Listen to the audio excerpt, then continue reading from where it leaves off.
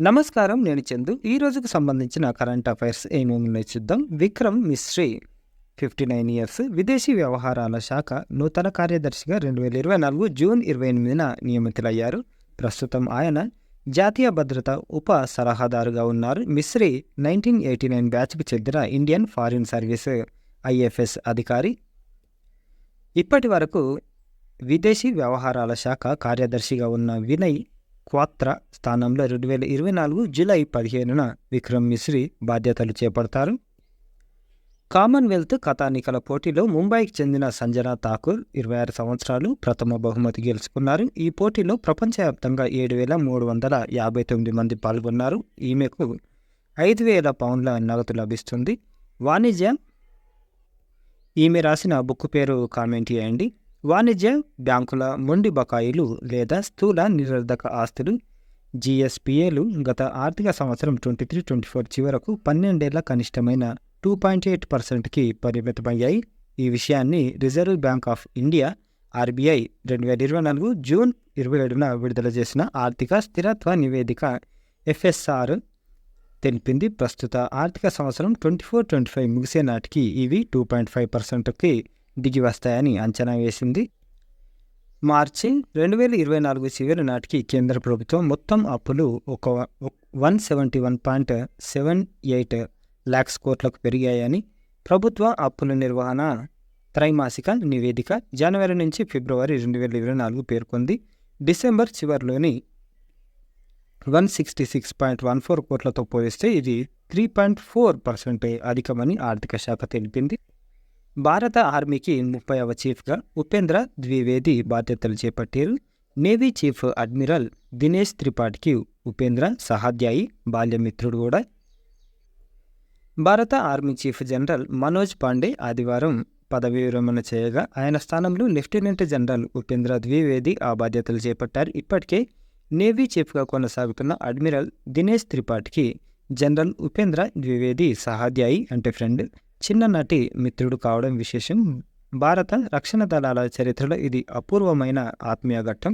ఇద్దరు చిన్ననాటి స్నేహితులు భారత సైన్యం నావికా దళాలకు చీఫ్లుగా అత్యున్నత పదవుల్లో సారథ్య బాధ్యతలు చేపట్టారు. వీరిద్దరు 1970లో ప్రాంతంలో మధ్యప్రదేశ్లోని రీవా సైనిక్ స్కూల్లో 5th క్లాస్ నుంచి సహాధ్యాయులు. మంచి స్నేహితులు. సైన్యంలో చేరాక వివిధ ప్రాంతాల్లో వేర్వేరు బాధ్యతల్లో ఉన్నప్పటికీ ఆ స్నేహం అలాగే కొనసాగింది. దేశ రక్షణ దళాల అత్యున్నత కమాండర్లుగా వీరి నియామకాలు దాదాపు 2 నెలల వెనుక ముందు జరగడం గమనార్హం. అడ్మిరల్ దినేష్ త్రిపాఠి గత ఏప్రిల్ నెలాఖరున భారత నౌకాదళ చీఫ్గా బాధ్యతలు చేపట్టి కొనసాగుతుండగా లెఫ్టినెంట్ జనరల్ ఉపేంద్ర ద్వివేది తాజాగా ఆర్మీ చీఫ్ అయ్యారు. పాండే స్థానంలో బాధ్యతలు స్వీకరించిన lieutenant general Upendra Dwivedi 1964 July 1న జన్మించారు. 1984 డిసెంబర్ 15న జమ్మూ కాశ్మీర్ రైఫిల్ రెజిమెంట్లో చేరి వివిధ కీలక పోస్టుల్లో పనిచేశారు. నార్థన్ ఆర్మీ కమాండర్గా సుదీర్ఘకాలం సేవలందించారు. భారత సైన్యంలో వైస్ చీఫ్గా ఉంటూ ఇప్పుడు 13 లక్షల బలమైన సైనిక శక్తిగల ఆర్మీకి 30వ చీఫ్గా బాధ్యతలు స్వీకరించారు. చైనా, పాకిస్తాన్ సరిహద్దుల వెంబడి విస్తృతమైన ఆపరేషన్ నిర్వహించిన అనుభవం జనరల్ ఉపేంద్ర ద్వివేదికి ఉన్నట్లు భారత ఆర్మీ పేర్కొంది. ఆర్మీ చీఫ్గా ద్వివేది బాధ్యతల స్వీకరణ. Navy chief Dinesh Tripathi, Dwivedi classmates. చరిత్రలో అరుదైన సన్నివేశం. 5th క్లాస్ నుంచి కలిసి చదువుకున్న బాల్యమిత్రులు. ఈ విధంగా ఉంది. తొలి మహిళా హెలికాప్టర్ పైలట్. అమ్మాయిలు ఆంక్షల సంఖ్యలు దాటి అన్ని రంగాల్లోనూ సత్తా చాటుతున్నారు. ముఖ్యంగా దేశ రక్షణ వ్యవస్థలో భాగమైన త్రివిధ దళాల్లో తనదైన ముద్ర వేస్తున్నారు. ఆ మధ్య అవని చతుర్వేది ఒంటరిగా యుద్ధ విమానాన్ని నడిపిన తొలి భారతీయ మహిళగా చరిత్ర సృష్టించారు. తాజాగా ఐఎన్ఎస్ రాజలిహ హెలికాప్టర్ ట్రైనింగ్ స్కూల్లో శిక్షణ పొందిన అనామిక రాజీవ్ అరుదైన ఘనతను సాధించారు. తమిళనాడు అరక్కోణంలోని నౌకాదళ ఎయిర్ స్టేషన్లో జరిగిన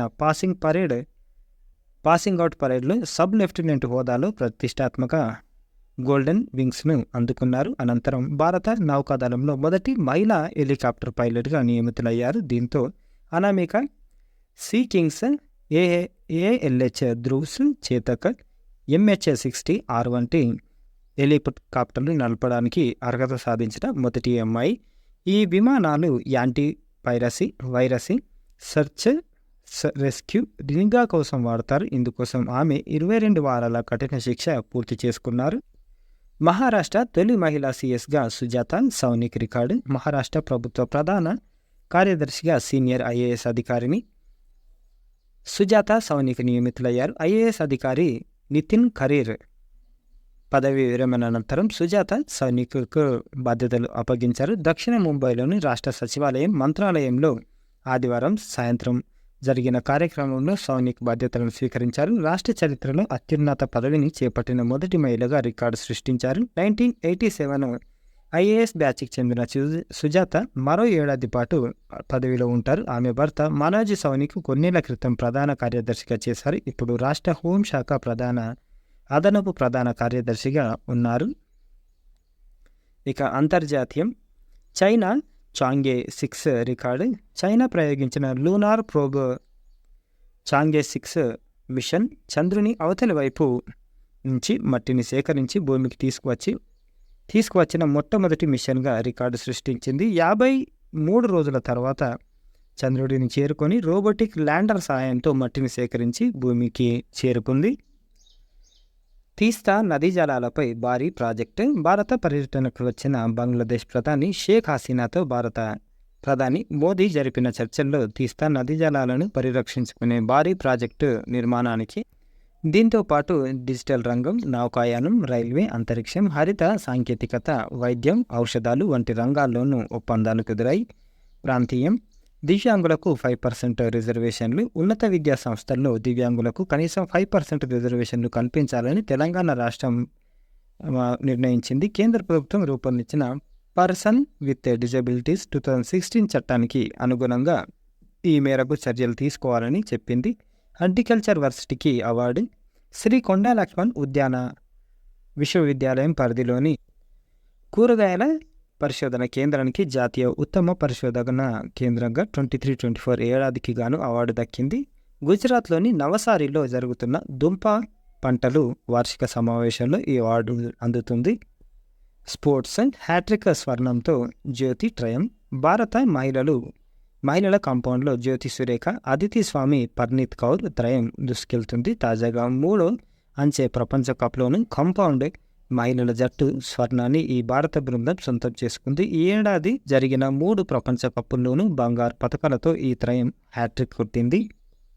ఆర్చరీ ప్రపంచ కప్లో మెడల్స్ 3వ అంచె ఆర్చరీ ప్రపంచ కప్లో తెలుగు కుర్రాడు బొమ్మదేవర ధీరజ్ రికర్వ్ వ్యక్తిగత, మిక్స్డ్ టీం విభాగాల్లో 2 కాంస్య పతకాలతో సత్తా చాటాడు. మహిళల వ్యక్తిగత కాంస్య పోరులో అంకిత వాలెన్సియా చేతిలో ఓడింది. జాతీయం. NTA ప్రక్షాళనకు committee. ఇస్రో మాజీ చైర్మన్ కె రాధాకృష్ణన్ అధ్యక్షతన 7 సభ్యులతో జాతీయ పరీక్షా సంస్థ ఎన్టీఏ సంస్కరణల కమిటీని కేంద్ర ప్రభుత్వం ఏర్పాటు చేసింది. పరీక్ష ప్రక్రియ ప్రక్షాళన, డేటా సెక్యూరిటీ ప్రోటోకాల్స్ను మెరుగుపరచడం ఎన్టీఏ నిర్మాణం. పని విధానంలో చేపట్టాల్సిన మార్పులు చేర్పుల గురించి సిఫార్సు చేస్తూ ఈ ఉన్నత స్థాయి కమిటీ నివేదిక సమర్పించనుంది. 2 నెలల్లో నివేదిక సమర్పించాల్సి ఉంటుంది. ప్రపంచంలోనే ఎత్తైన వంతెనగా చినాబ్. ప్రపంచంలోనే అత్యంత ఎత్తైన చినాబ్ రైల్వే వంతెనపై తొలిసారిగా రైలు పరిగెడింది. జమ్మూ కాశ్మీర్లోని రియాసీ నుంచి బారాముల్లాకు రైలు పరుగు మొదలైంది. సంగాల్దాన్లో 12.35కు బయలుదేరిన రైలు 9 సొరంగాలు దాటి 2.05కి రియాసీకి చేరింది.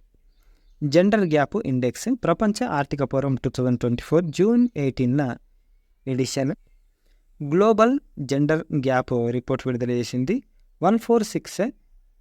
146 దేశాలలో ఆరోగ్యం, విద్య, ఆర్థిక వ్యవస్థ, రాజకీయ రంగాలలో లింగ అంతరాలను పర్యవేక్షించగా అగ్రస్థానంలో ఐస్లాండ్ 2023లో 127వ స్థానంలో ఉన్న భారత్ ఈ సంవత్సరం 129వ స్థానానికి పడిపోయింది. అందాల పోటీల్లో digital Baba.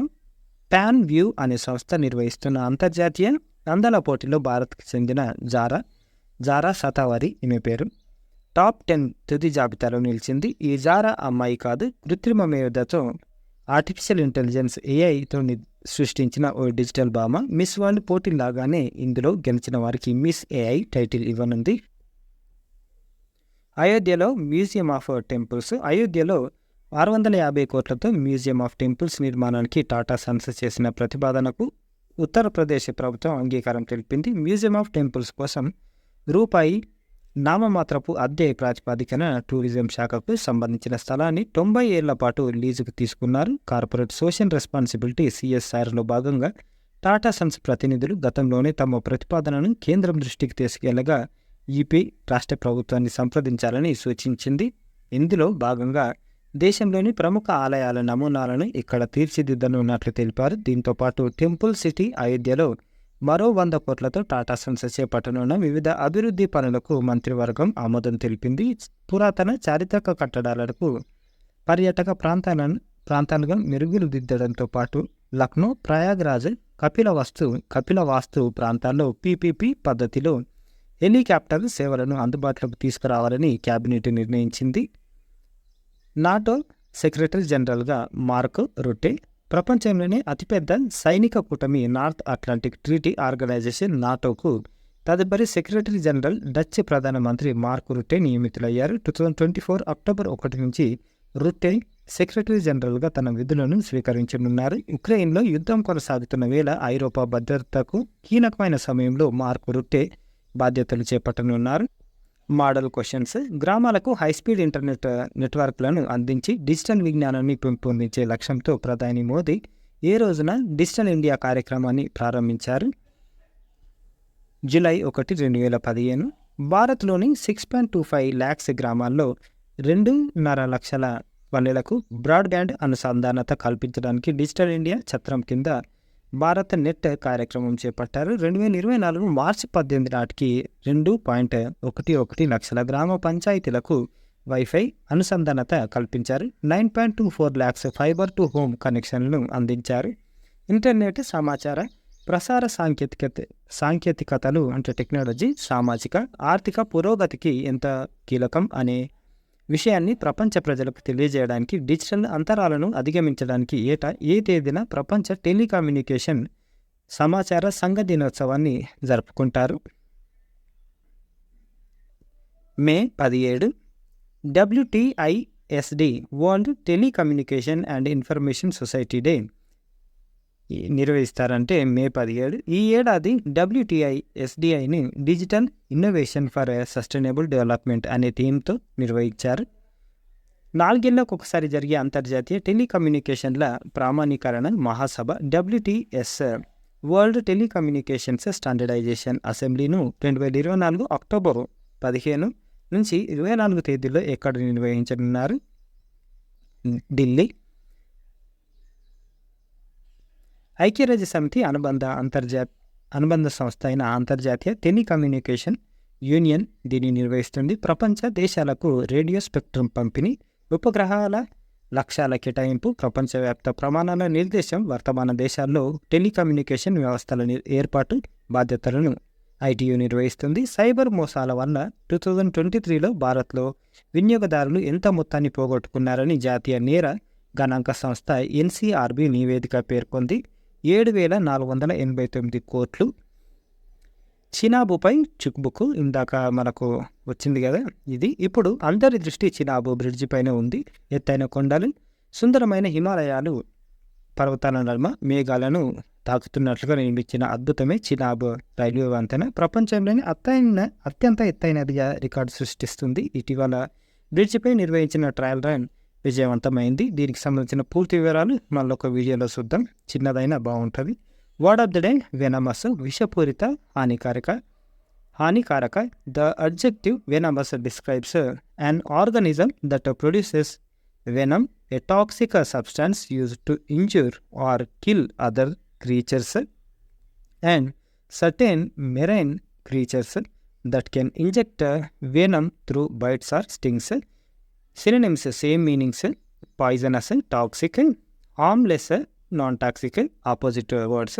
The cobra is a venomous snake known for its potent venom that can cause several severe harm or even death. Her words were as venomous as a scorpion's sting, leaving a lasting impact on everyone present. ఇవి ఈ రోజుకు సంబంధించిన current affairs. Like చేయండి, share చేయండి, subscribe చేయండి. Thank you, ధన్యవాదాలు.